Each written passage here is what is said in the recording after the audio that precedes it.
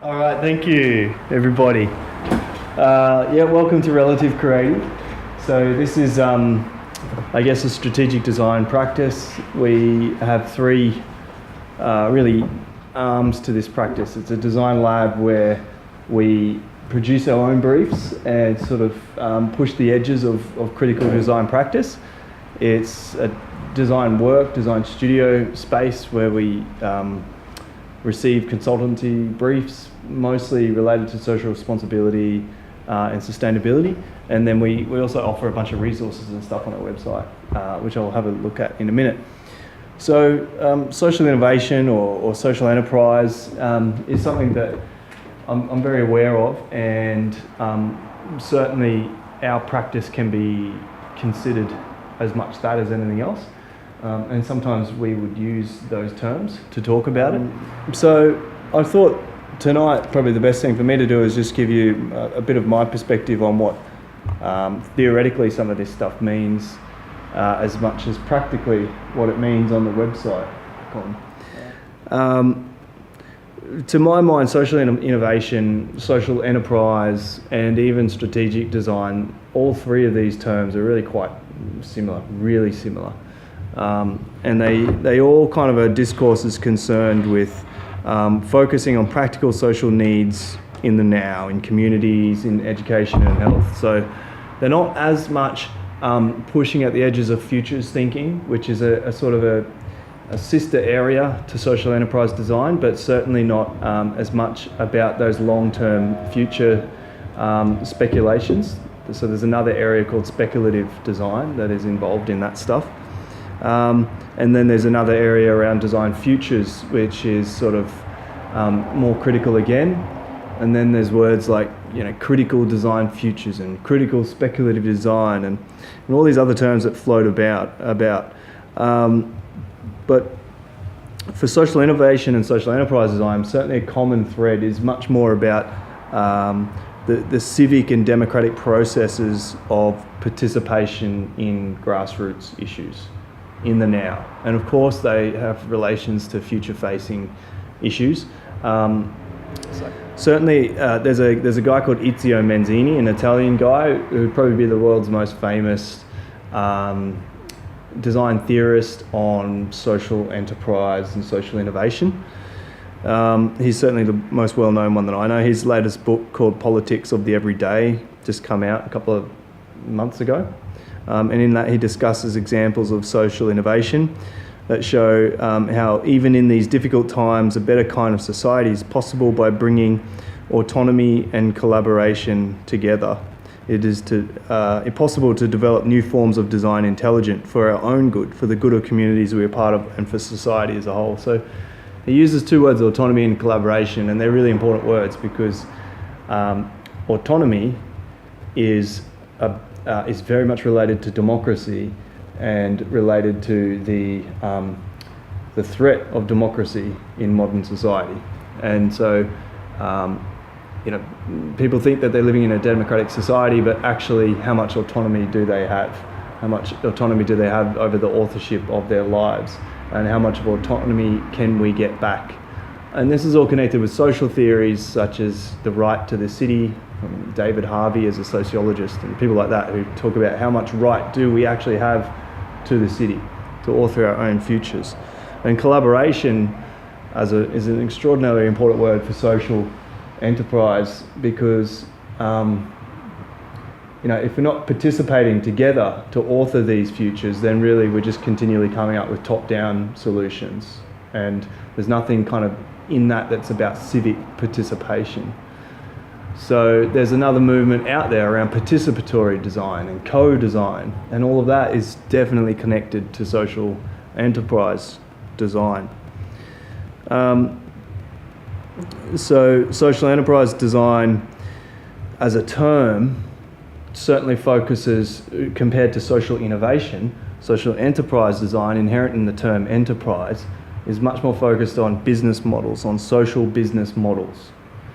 It's about business, it's about economies that generate revenue streams. It's about locating impact models that can connect with revenue models for social business models. Certainly a guy called Matthew Menos has got some great tools online and some books to think about that stuff via. He advocates for a shaking up of social enterprise to become less reactive to social issues and more preemptive to future forecasting instead. So here you can already see there's this clash in debate in the world that I live in around, is social enterprise even doing enough at the moment to deal with the challenges at hand? Because at the moment, social enterprise, as we said, it's this grassroots action, sure, but it's constantly reacting to social situations and reacting to civic needs.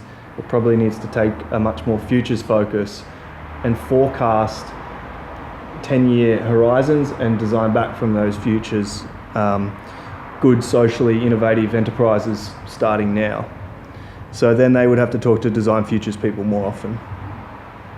So he asks, we need to change the ways we understand futures-driven business design, methods of storytelling through imagining new businesses, imagining new innovations and business industries in order to craft a culture of the future or critique the culture of the present. As we know, there's all kinds of future challenges rapidly arising at our feet. There's no point, it's actually completely futile to bring into existence nifty little social enterprises if they don't have a comprehension of the next 10 years and how rapid those large, wicked and systemic problems are arriving at our feet, be they climate change issues, which is a simple thing to think about, but some of the more complex things around the symptoms of climate change, like human movement on unprecedented scales and the disruption of technology that we hear about a lot as well. So there's some things to think, and then strategic design, if you're doing good social enterprise design, you've already done good strategic design to come up with these ideas in the first place. And there's all kinds of tools and techniques and theories to facilitate a means to help people have conversations to come up with highly complex and strategic and tactical ideas that then might end up as little social enterprises.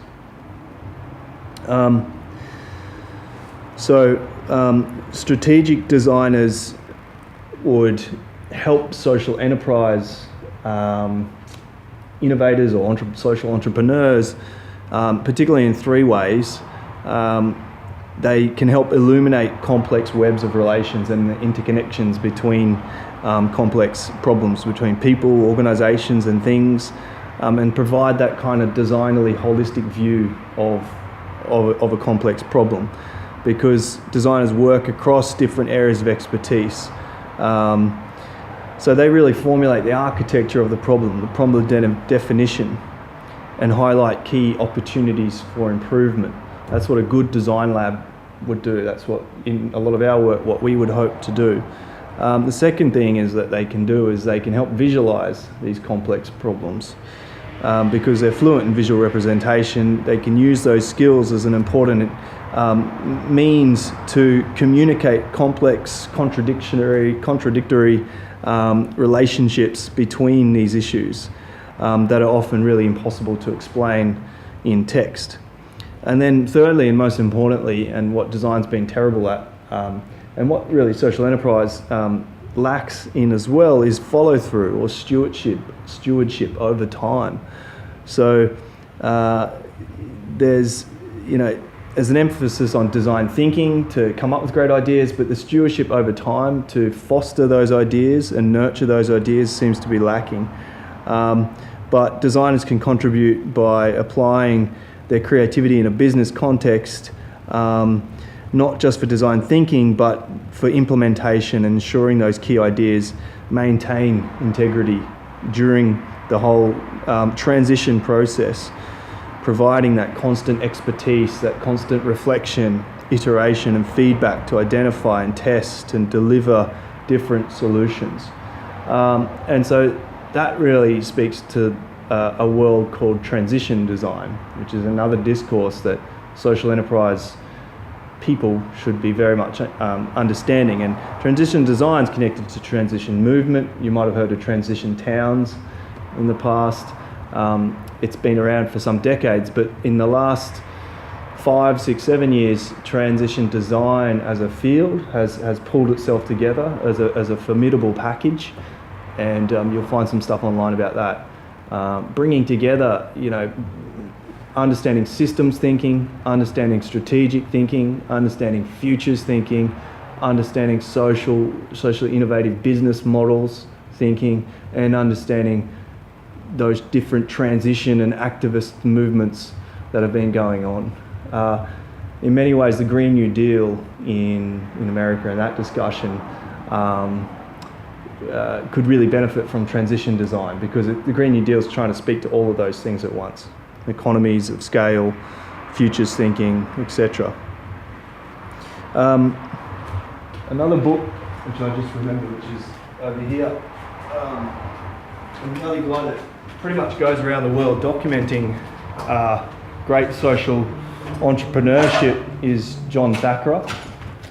And this book, How to Thrive in the Next Economy, come out, it's about 2 or 3 years old now, but John Thacker, so this byline's Designing Tomorrow's World Today. Is there no escape from an economy that devours nature in the name of endless growth? Well, he draws on a lifetime of travel in search of real-world alternatives that work. He describes in this book how communities the world over are creating a replacement economy from the ground up. So it's inherent in the context, in the contents of this book. He outlines, it's a book full of case studies of outlining communities that are doing changing projects from doing less harm to doing things better, grounding, such as healing the soil and thinking like a forest, water keeping better, dwelling, so how to live and dwell in buildings better, feeding, from social farming to food as commons, clothing from dirt to shirt, moving from two-wheeled freight to cloud commuting. We've got a current discussion around e-vehicles here at the moment, caring, commoning, and knowing. So inside all that is all kinds of stuff related to technologies that will afford the ability for some of this stuff to happen, but new social ideas. So the share economy is a good example. So the share economy has potential to be great, but it's actually being neoliberalized at the moment through the means of Uber and these other people, but it has potential to be great. It's a commoning idea that's not new. It's been in indigenous cultures forever, and it's something that was lost in the West through modernity. But the point is, the share economy it keeps getting co-opted by these top-down governance structures, but things like blockchain as a new technology might fix that, because blockchain as a technology says that you can get rid of intermediaries. It says you can now trust without those intermediaries. So if you think about a bank, you may no longer need a bank to do your banking in 5 years' time because of blockchain. That's how powerful they say these things are. And if you apply that to social enterprises such as share economy systems, things can become very, very powerful very quickly. So to understand what good social enterprise might do, you need to understand the power of a technology like that and the threat of a technology like that, plus the power of these big social ideas around share economies and stuff as well. So what does our practice do? Well, our practice tries to understand all of that at once and make sure that no matter what we work on takes into account those complexities. So we design communication strategies, experiences and events that help people think, talk and mobilise sustainable futures. So I'll get to that in a minute. Another thing I want to say about what's going on with design and social enterprise is there's a difference between an expert designer who designs something out there and you just go and use it, and what Ezio Manzini calls a diffuse designer, which is all of us, or design when everybody designs. And good social enterprise should really go on the side of a diffuse designer, where everybody is designing, everybody is helping in the authorship and the creation of those ideas. All the designer does is facilitate a means for that to occur. And that's what we essentially try and do too. We don't design stuff anymore. We design a means for people to come together and understand complex ideas. And sometimes the social enterprise will come out of that, sometimes actually the elimination of a product or an enterprise might be the thing that needs to come out of that. Since we were talking about sober just before, maybe that's a good one to actually use as an example.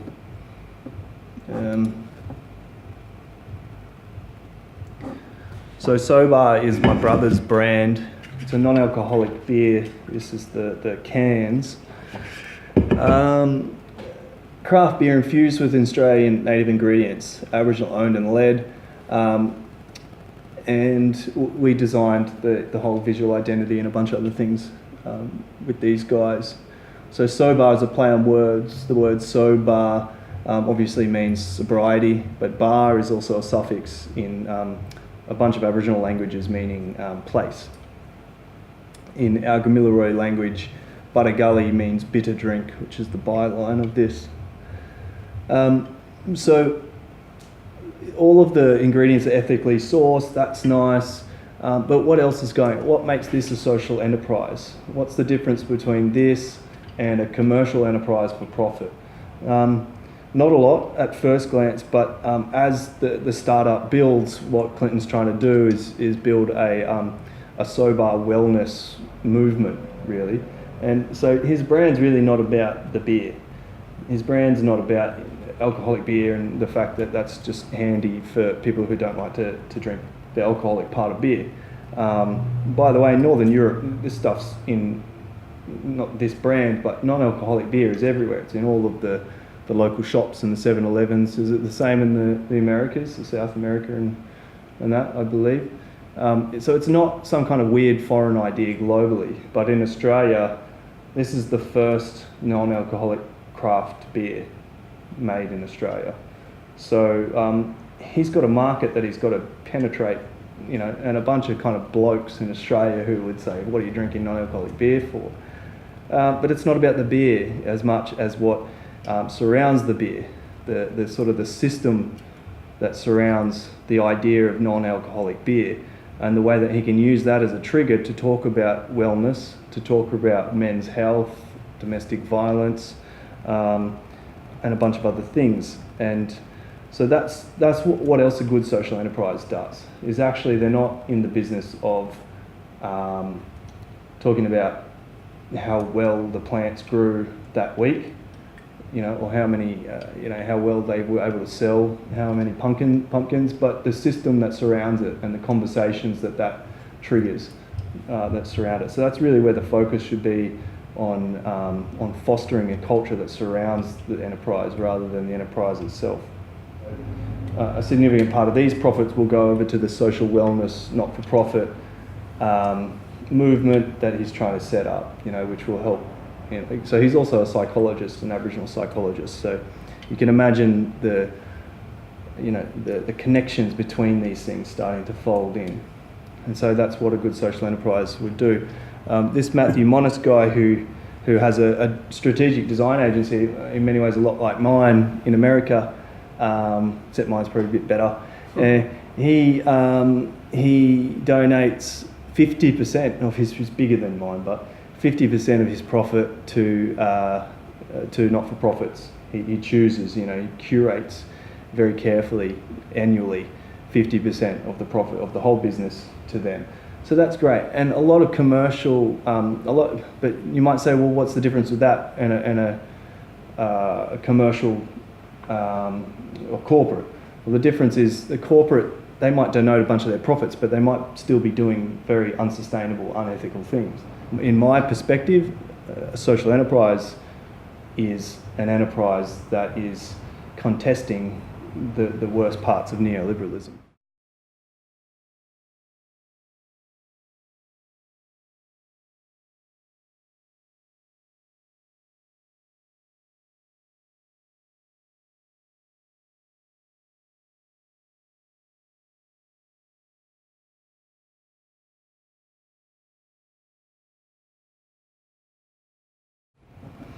But we run programs, so how might we give back? We might be running creative programs, learning programs where we facilitate workshops, different events.